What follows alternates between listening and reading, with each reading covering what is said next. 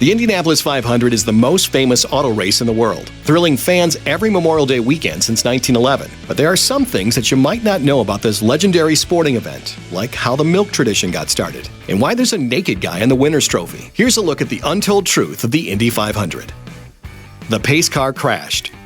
One of the many traditions of the Indy 500 is having a pace car, usually driven by a celebrity, to lead the cars around the track at the beginning. In 1971, though, this tradition nearly ended in tragedy when the brakes on the pace car went out. The car, which was carrying legendary astronaut John Glenn, crashed into a media photo stand. Miraculously, nobody was killed, but photographer Russ Lake broke his leg and hip in the crash. Still, he took it in stride, saying decades later, "That's my claim to fame." How many people can say they were on a photo stand hit by an Indy 500 pace car? Got milk?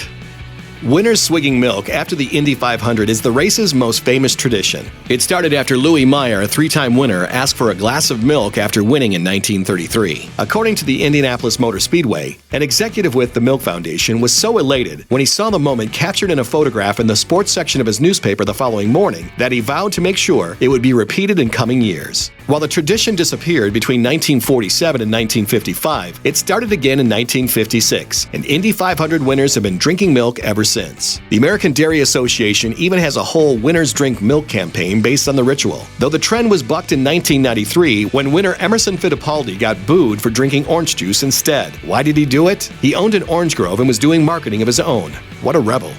The trophy is not safe for work.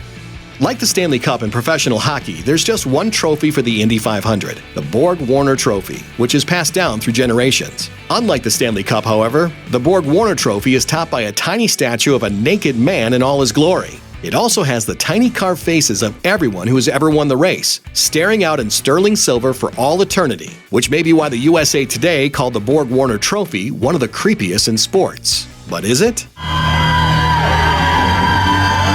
Nope. Not creepy at all. Back home in Indiana.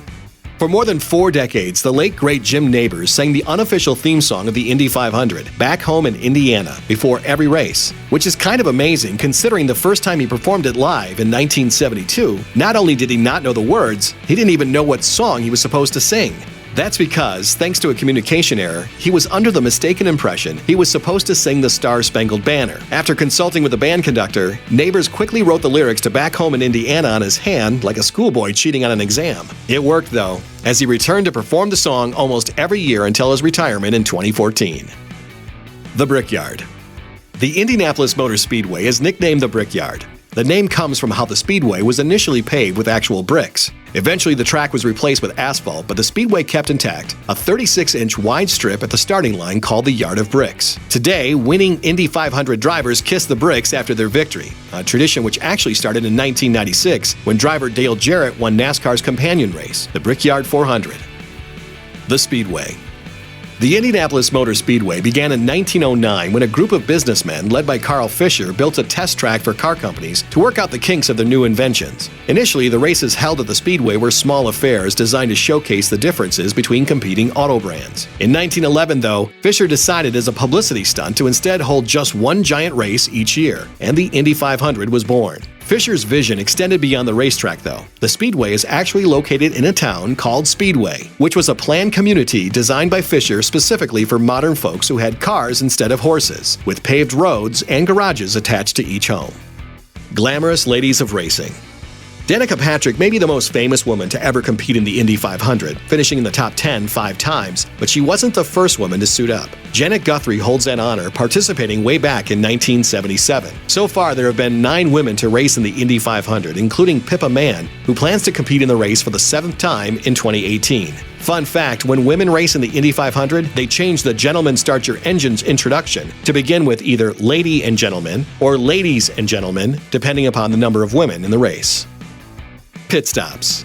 Time is such a premium in the Indy 500 that pit stop crews have mastered the ability to fill up a race car with gas and change its tires in just 6 seconds. But it turns out that most Indy drivers can fill up their own racing suits with pee even faster. Patrick explained to Women's Health magazine that since drivers can't stop to go to the bathroom, most of them just let it fly. You can go right there in your suit. People do it all the time, but I never have. I tried, but I couldn't pee in my pants. It feels very unnatural.